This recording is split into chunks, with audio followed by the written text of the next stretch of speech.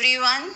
I welcome you all to this lesson. Today I am going to discuss line by line explanation, word meaning and moral of the poem The Plaint of the Camel, which is written by Charles Edward Carryl. So here I begin. First of all, I'll discuss the title of the poem. The camel is a fascinating animal with special abilities like going without food or water for long periods. The word camel has been derived from the Latin word camelus, the Greek word camelos, and from the Hebrew word gamel, which means going without, which described camel's ability to go without food or water for days. The camel has been domesticated thousands of years ago. It was used for many reasons, and then people depended on it even today. Patience and humor are two camels that can take you through any desert. This is a beautiful poem in which we come to know from the title that it is a complaint of a camel. The camel complains about the food given to it, about the place it sleeps, about its home, and it also complains about its look. Now I will tell you something about the poet Charles Edward Carryl. He was an American poet who wrote for his children and for himself. He was a businessman and a stockbroker. He was born in New York on 30th December 1841 and died on 3rd July 1920. At the end of the 19th century, he was hailed as the American Lewis Carroll. Some of his notable collections are Window Blind, The Walloping, The Camel's Lament, etc. Now I'll give you a brief description about the poem The Plaint of the Camel. But before that, let me tell you something about camel. As you all know, children, camel is known as the ship of the desert. Camel have adopted and found ways to help them survive in deserts. They have a thick coat of hair that protects them from sun. They have white, soft feet so they can walk for a long time in the hot sand. They have existed on earth since prehistoric times. It can eat and drink large amount of food and water and store it as fat in the hump. It has a bushy eyebrows which does not allow sand to enter into its eyes. It has a long slender neck in order to reach high leaves. It can change its body temperature up to 6 degrees Celsius. Either ways, it has 2 sets of eyelashes. They are domesticated by humans for about 5,000 years. They are used for riding, to carry things, for meat, milk, and wool. In this poem, in spite of being so useful, it complains about the different things like food, shelter, and shapes as compared to other animals. This is the very nature of humans. We never learn to appreciate what we have, but we will always keep complaining by comparing ourselves with others. Now let us start with the first stanza. And the lines are: canary birds feed on sugar and seed, parrots have crackers to crunch, and for the poodles they tell me the noodles have chickens and cream for their lunch. But there is never a question about my digestion, anything does for me. Now the word meaning. The word canary birds are a small yellow bird that is well known for its singing. It is sometimes kept as a pet. A flying canary shows a connection with freedom and is interpreted as happiness and joy.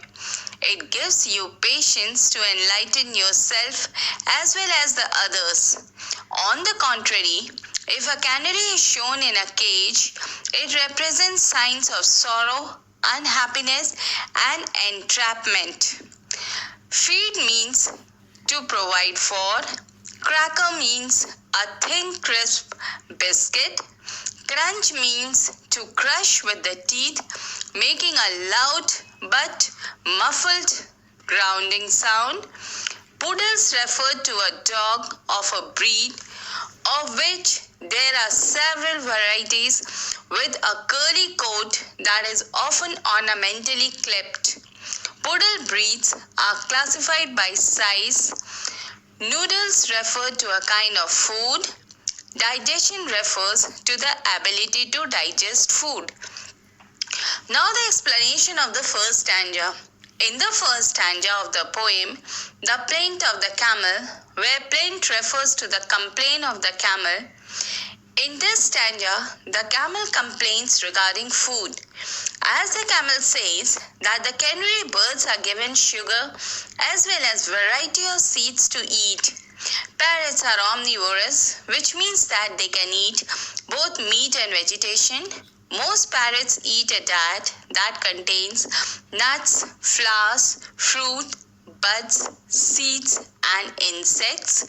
They have a strong jaws that allow them to snap open nutshells to get to the seeds that's inside.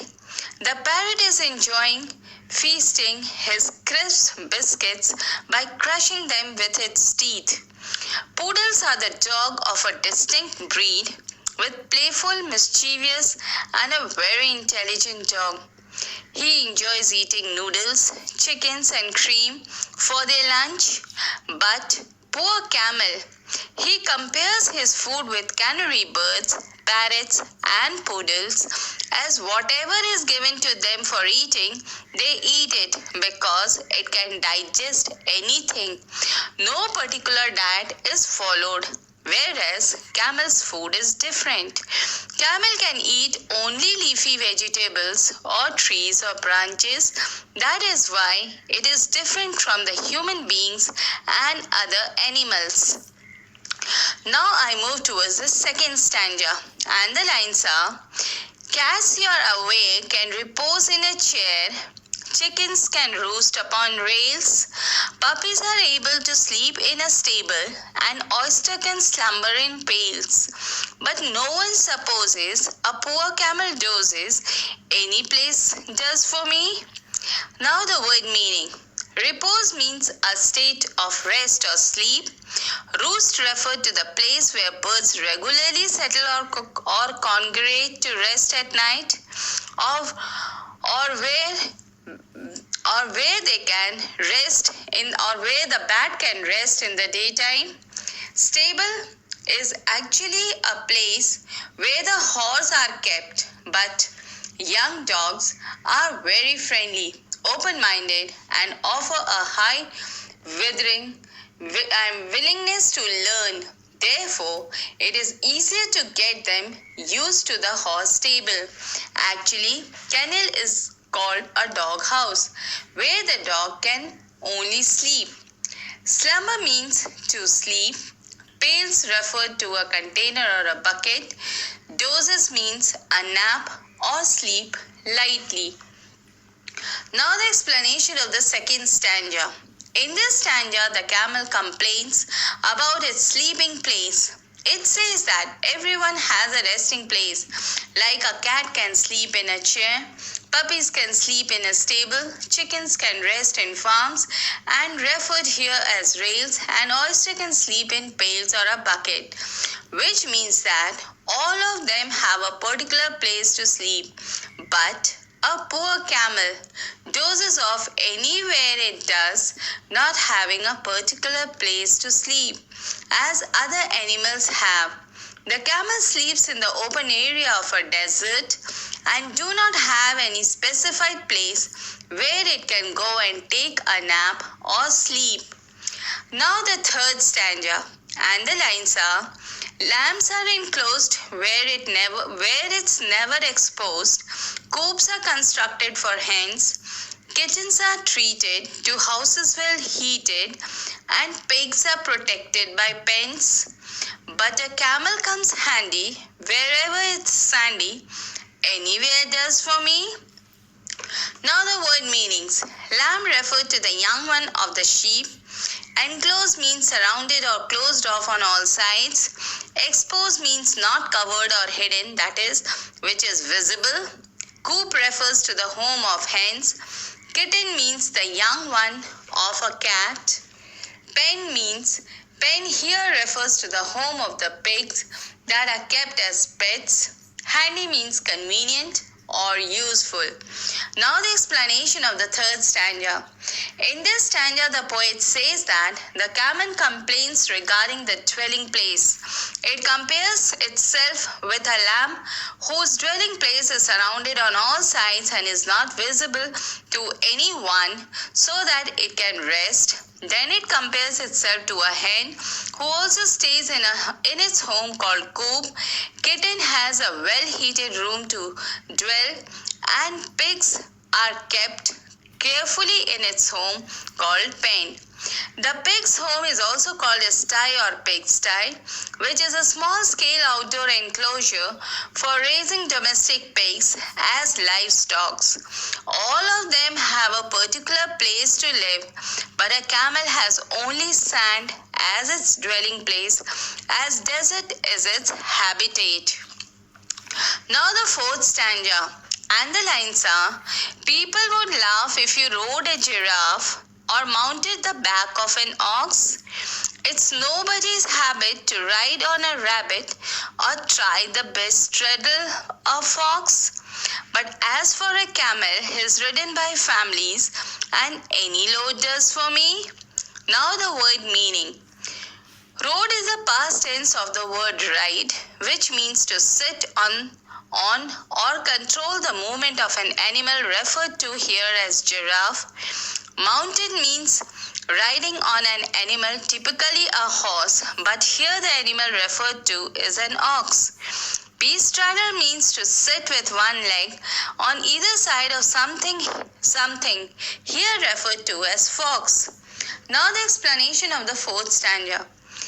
In this stanza, the poet says that the camel is complaining on how the people use it as a beast of burden. Any amount of weight can be heaped on its back, or any amount of people can sit on either side on it, but no one rides on a giraffe, ox, rabbit, or a fox. Humans have used camel as a means of transportation for thousands of years. They can carry load about 170 kg to 270 kg on their backs, according to the National Geographic. Even the families can ride together on camel, but not on giraffe, ox, rabbit, or a fox. That is why the camel complains that any amount of load can be put upon it. Now I move towards the fifth and the last stanza, and the lines are: a snake is as round as a hole in the ground, and weasels are wavy and sleek, and no alligator would ever be straighter than lizards that live in a creek. But the camels all lumpy and bumpy and humpy, any shape does for me. Now the word meanings. Weasels is a small, slender, carnivorous animal. Wavy means having a form or edge that smoothly curves in and out. Sleek means smooth and glossy, especially hair, fur, or skin. Creek refers to the narrow sheltered waterway. Humpy and lumpy means full of or covered with lumps.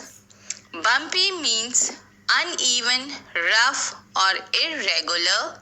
Humpy means having a hump. Now the explanation of the fifth stanza. In this stanza, the poet says that that the camel is complaining about its look and its features. It says that all animals have a sleek feature like that of a snake, who in spite of being so big can enter a hole in the ground.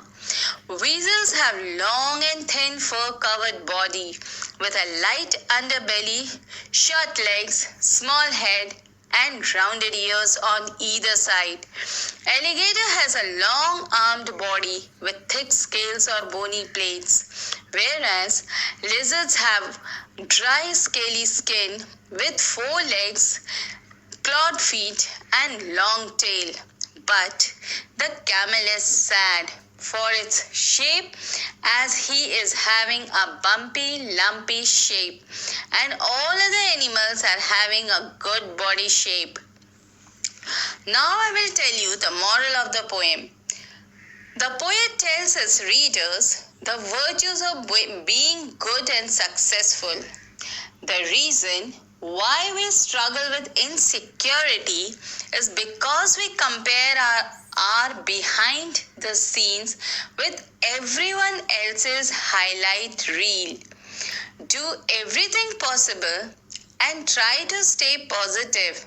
Show gratitude, compassion, and be gentle with yourself.